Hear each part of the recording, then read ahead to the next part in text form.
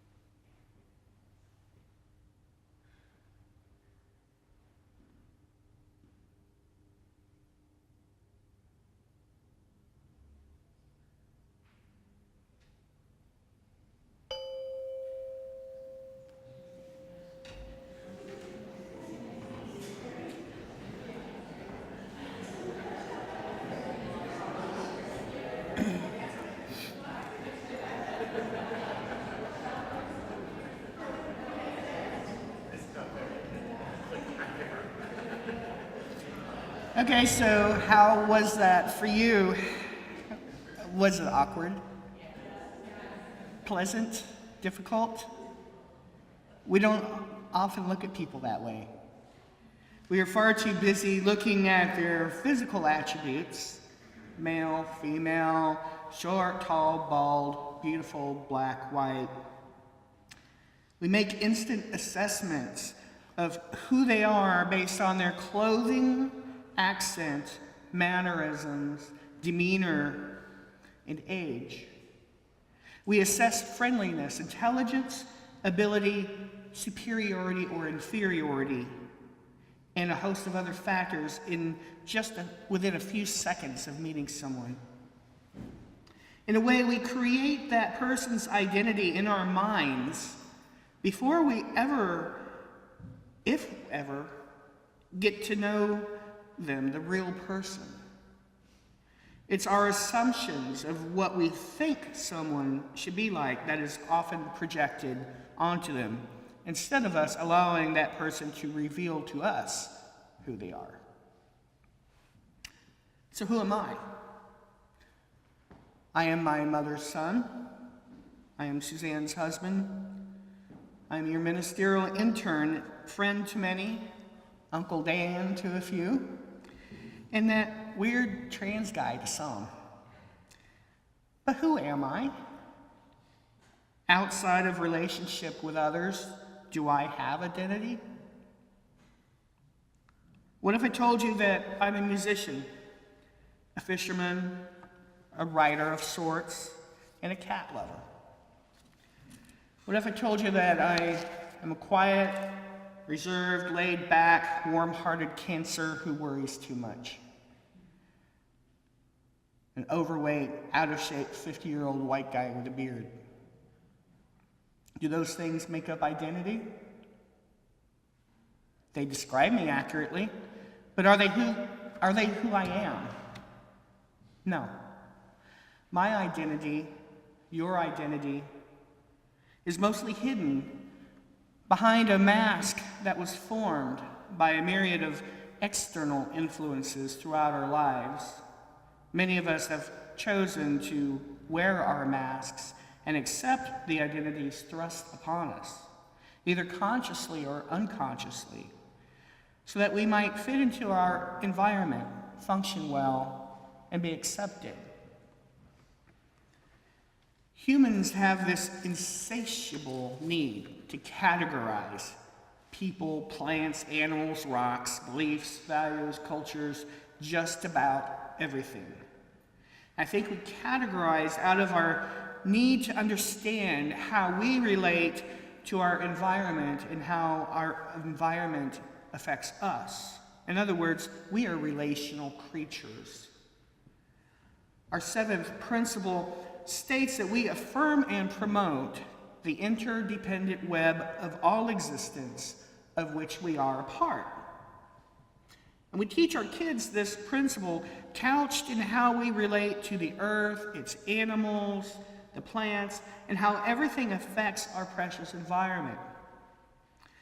But we do not point out very often how human relationships also fall under this principle. I think Desmond Tutu articulated beautifully just how interconnected we humans are. He said, "A person is a person through other persons. You can't be human in isolation. You are human only in relationships. My humanity is caught up, inextricably bound up in yours. We belong in a bundle of life. None of us comes into the world fully formed.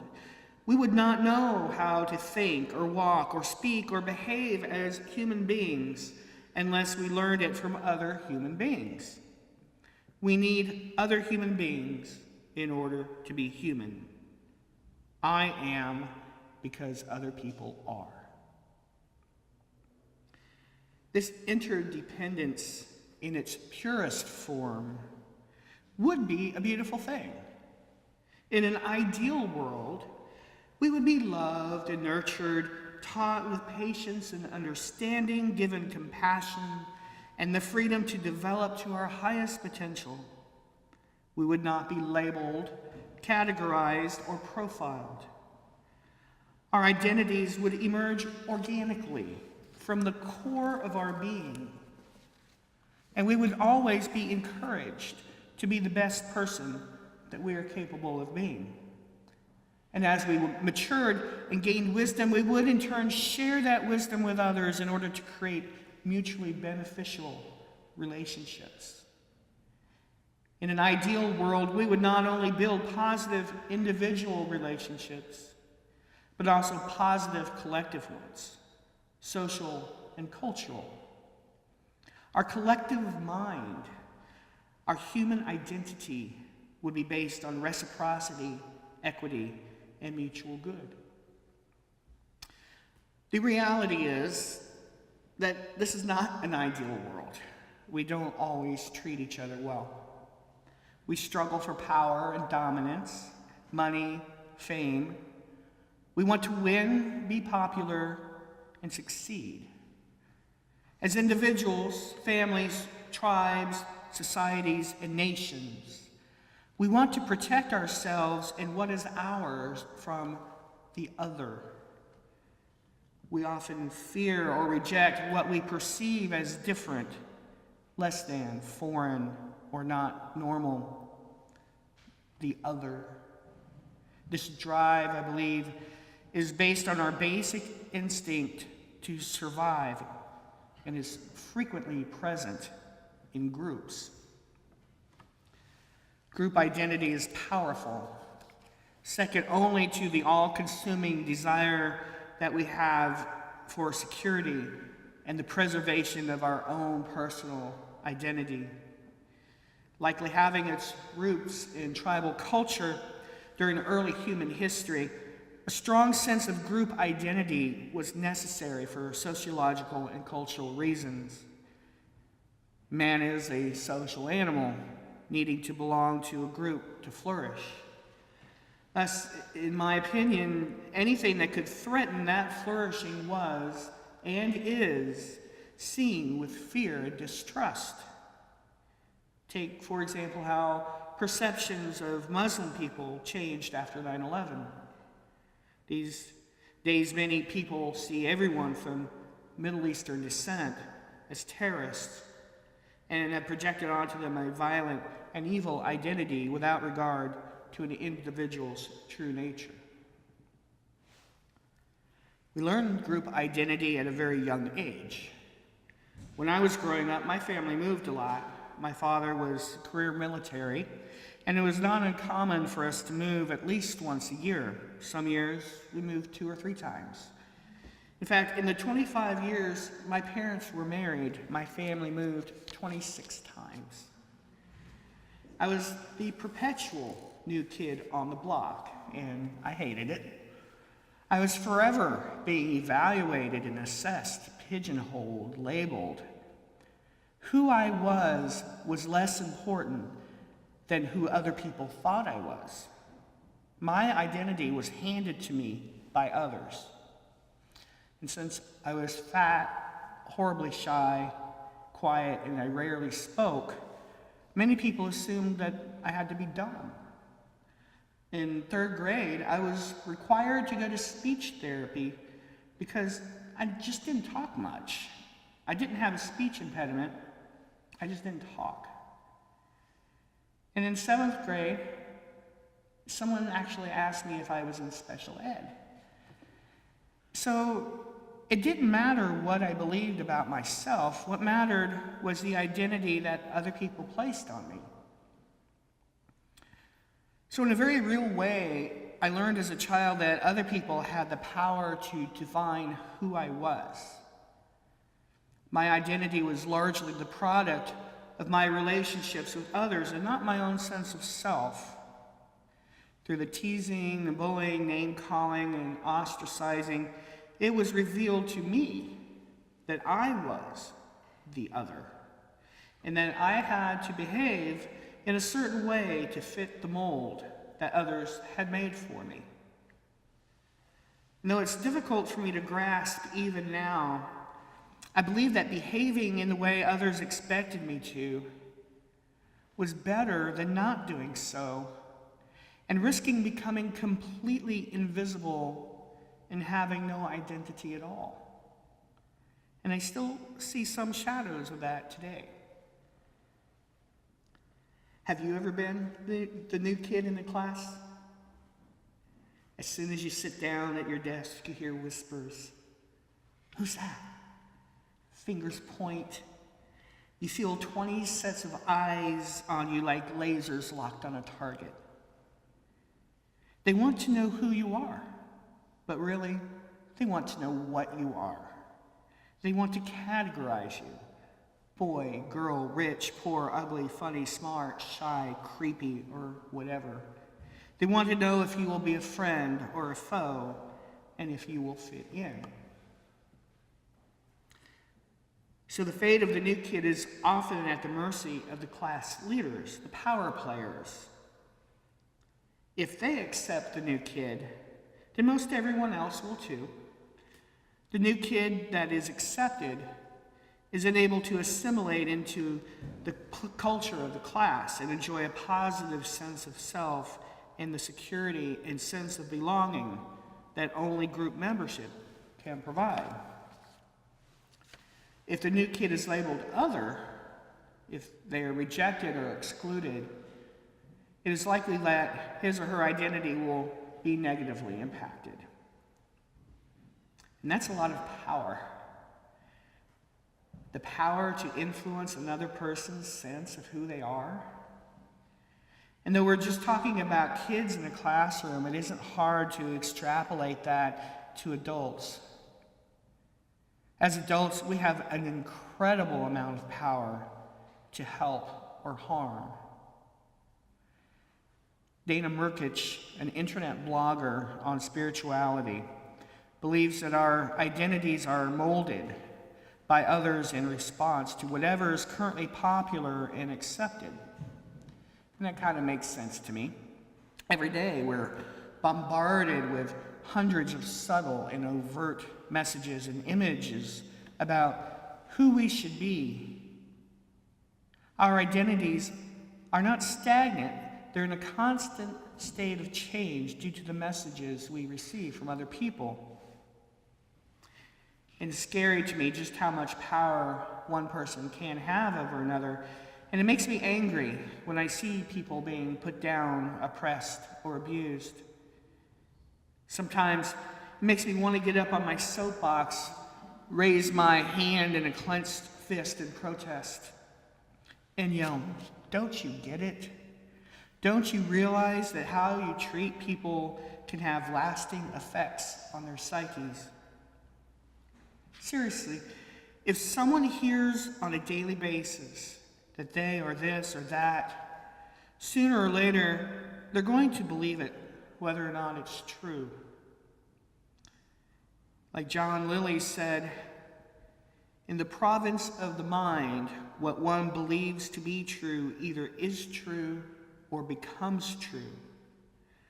We all hold the sacred and awesome responsibility to keep our sense of power over in check and strive to foster power with. Power over is a significant topic in my life. I've alluded to it some before. My father was very abusive and controlling. He was perpetually angry and seemed to live only to degrade me and the rest of my family. So I grew up with no sense of having my own voice, no real sense of self, and no understanding of what a healthy identity looked like. And he was a powerful force to be reckoned with. And it wasn't until I entered my first UU congregation back in 2007 that I started thinking about myself in anything other than negative terms. It was that church, the relationships I formed there, that allowed parts of my true identity to begin to come forward. It was the safest place I've ever been in, and it was filled with loving, compassionate people. And just as how my father's negative influences squelched my true identity, being exposed to abundant love allowed it to start to bloom. So that church and the people in it offered the power with type of relationship. And the result is what you see here today. I still have a lot of inner work to do, and I still have a lot to learn, but I firmly believe that relationships based on power over will never yield an authentic, positive sense of self for either party. So I wonder, do we really have that much control over how our identities develop and change? We like to think so, especially us independent UUs. We like to think that we have complete autonomy in regard to our self-concept. I'm sure some of us have stronger personalities than others, and that may permit us to have a greater sense of autonomy. But I think all of our identities, our sense of self, are influenced and informed by our relationships. And a big part of understanding of who we are is revealed to us through our relationship with others. No man is an island, we say. But then I wonder, why is it that some people come across as being more unique, interesting, original, bold, unconventional? The free spirits, we call them. How is it that they don't seem to conform to cultural groups or norms? How is it that their identities seem to be unsullied by the projections of others? Again, Dana Murkich posts that the degree to which we choose our identity versus having it imposed on us via external influence is arguably a matter of consciousness and awareness. when we are unaware of the power of external influence, we are akin to pieces of clay, being unconsciously molded to fit into the accepted or preferred norms of someone else's reality. When we are aware, we can take responsibility for the creation of our identity. We can make empowered choices that best serve ourselves rather than serve people and systems outside of ourselves. The more self-aware we are, truly self-aware, the more able we are to resist putting on the identity mask that others want us to wear. Being self-aware allows us to notice when an external influence doesn't seem right and natural, and it gives us the ability to distinguish between our truth and someone else's. No one has the right to define us, to dictate our identity to us. But yet there are days when I wear my mask, and there are days that I take it off. There are days when I believe the labels that people place on me, and days that I chafe at the thought of wearing them. I'm not always aware of what is me and what is put upon me by others. Maybe you're a little like that too. I still find it easy to accept external beliefs about my identity. And like the lines of the Supertramp song from our earlier reading, I too often think to myself, at night when all the world's asleep, the questions run so deep for such a simple mind. Won't you please tell me what we've learned? I know it sounds absurd, but please tell me who I am. Who are you?